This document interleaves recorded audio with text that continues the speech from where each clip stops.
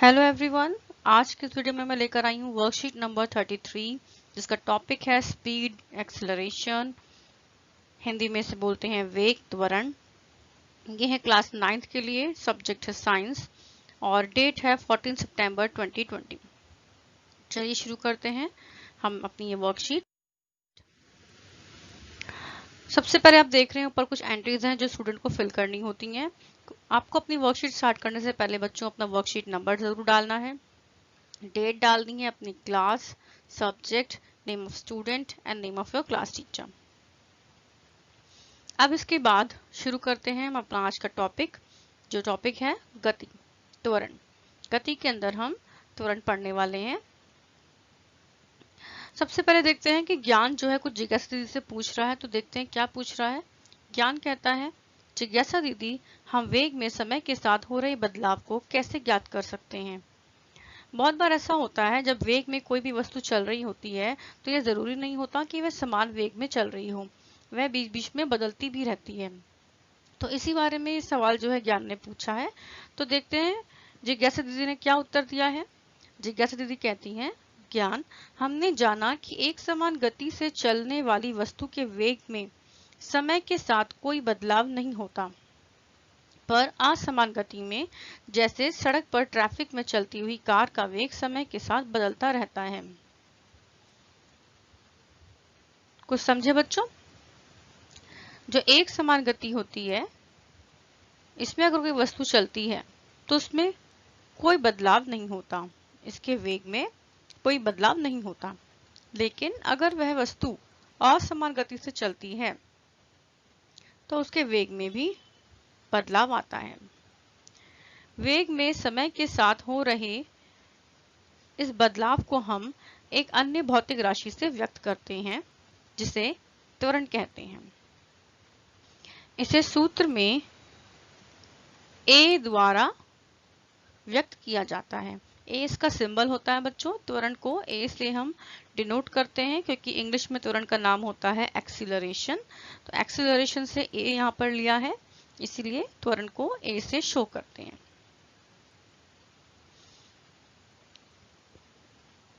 अब शो हो रही है यहाँ पर इसकी डेफिनेशन। देखिए क्या कहती है इसके डेफिनेशन की परिभाषा। किसी वस्तु के प्रति इकाई समय, ये मैं हाईलाइट कर रही हूँ, किसी वस्तु के प्रति इकाई समय में वेग में परिवर्तन की माप को त्वरण कहते हैं। ये मैंने हाईलाइट किया है, ये इसकी परिभाषा है। यानी कि इकाई समय में कोई वस्तु के वेग में जो परिवर्तन आता है उसे उसका त्वरण कहते हैं। इस प्रकार इसे ज्ञात किया जा सकता है। कैसे? ये इसका फॉर्मूला है, त्वरण बराबर वेग में परिवर्तन बटे में लिया गया समय। एक और चीज से इसको डिनोट करते हैं, अंतिम वेग माइनस प्रारंभिक वेग बटे में समय। और बिल्कुल शॉर्ट में इस फॉर्मूले को लिखने का तरीका कुछ ये है।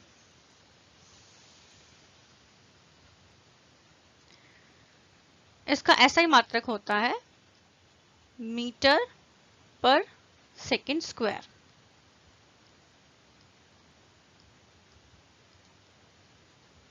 यहां तक बच्चों आपको समझ में आया होगा। बढ़ते हैं अब इससे आगे की ओर।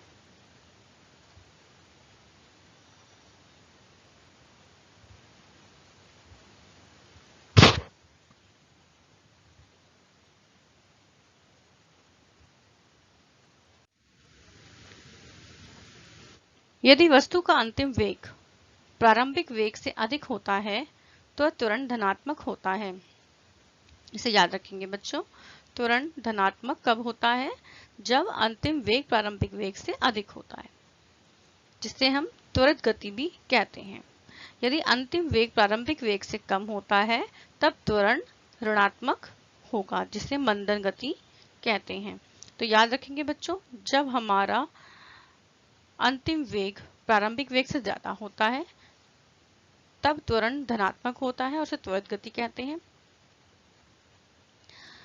यदि अंतिम वेग प्रारंभिक वेग से कम होता है तब यह ऋणात्मक हो जाता है और इसे मंदन गति कहते हैं।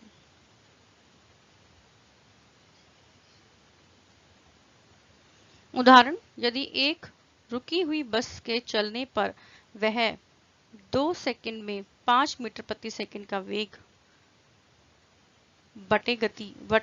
या गति प्राप्त कर लेती है तो उसका त्वरण कितना होगा। तो ये एक उदाहरण दिया है, इसके लिए हम जरा इसका हल देख लेते हैं कैसे कैसे निकाला है। पहले देखेंगे प्रारंभिक वेग यानी कि u कितना दिया हुआ है, 0 मीटर प्रति सेकंड। कैसे जीरो, कैसे आप कहेंगे मैम हमें तो नहीं दिखाई दे रहा कि इसमें जीरो कहाँ लिखा है। देखिए इसमें साफ साफ लिखा है रुकी हुई बस।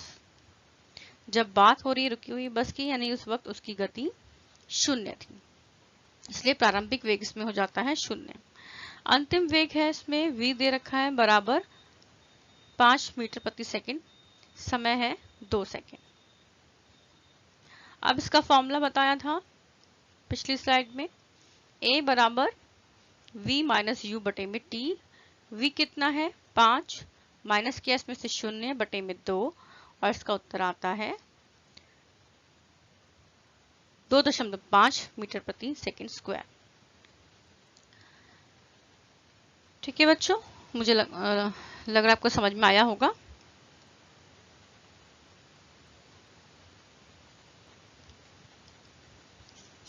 अब बढ़ लेते हैं इसकी आगे की ओर।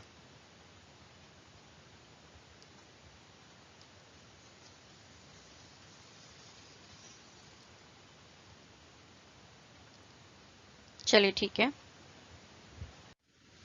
नेक्स्ट स्लाइड में क्या कह रहा है हमें, किसी वस्तु के त्वरण को वेग समय ग्राफ से निरूपित किया जाता है। त्वरण भी एक समान और असमान होता है। अगर हमें किसी का त्वरण वेग समय ग्राफ हम किसी वस्तु के त्वरण को वेग समय ग्राफ से निरूपित कर सकते हैं। त्वरण जो है वो एक समान भी होता है, असमान भी होता है। यदि एक वस्तु सरल रेखा में चलती है और उसका वेग समान समय में समान रूप से घटता या बढ़ता है, तब यह एक समान त्वरण कहलाता है।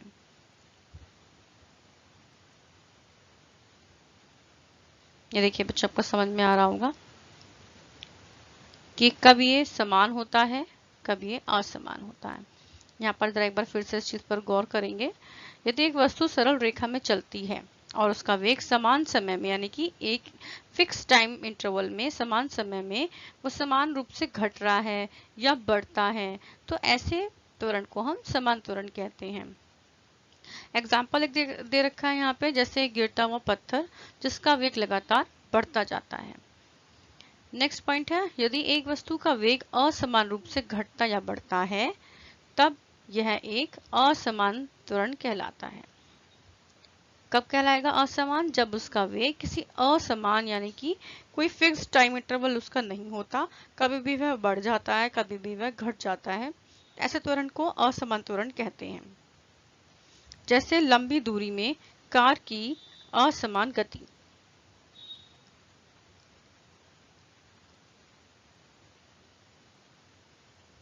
आप इधर साइड में देख रहे हैं ये ग्राफ बने हुए हैं, ये वेग और समय का एक ग्राफ आपको शो किया हुआ है।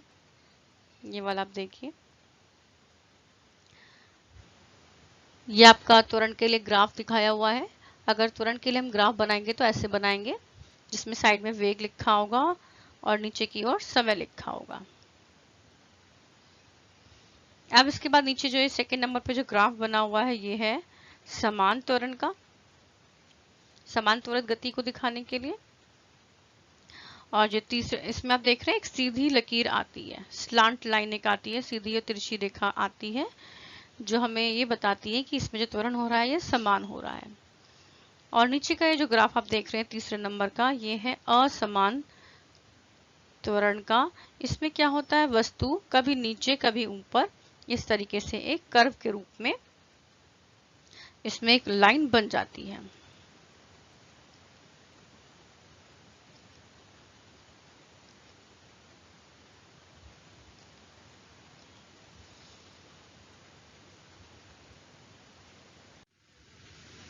अब चलिए स्वयं को जांच लेते हैं, कुछ इसके प्रश्न उत्तर हैं। प्रश्न नंबर 1 है, त्वरण किसे कहते हैं, इसके सूत्र व इकाई को स्पष्ट कीजिए।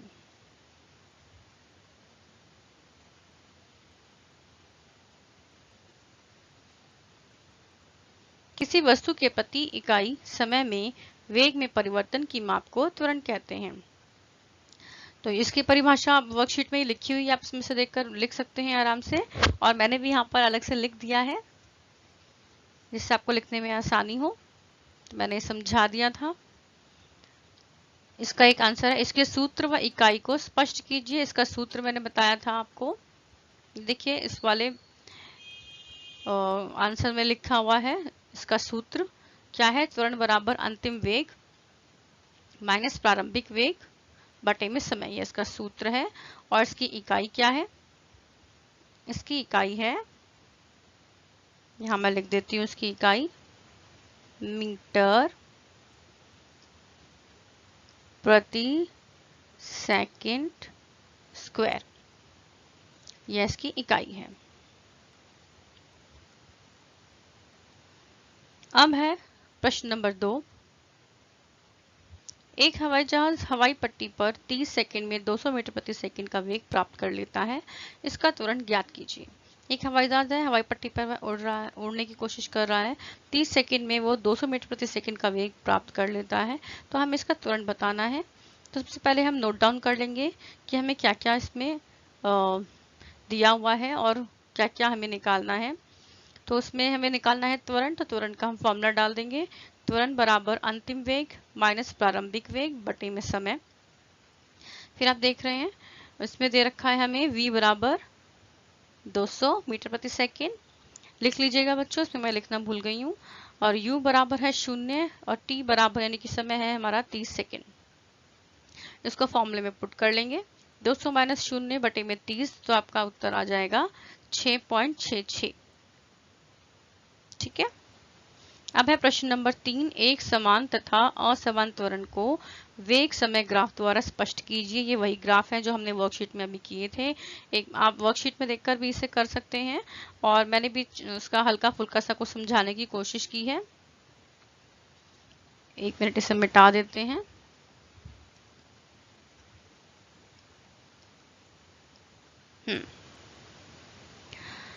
ये मैंने ग्राफ बनाए हैं, थोड़ा शॉर्टकट में मैंने इसमें लिखा है।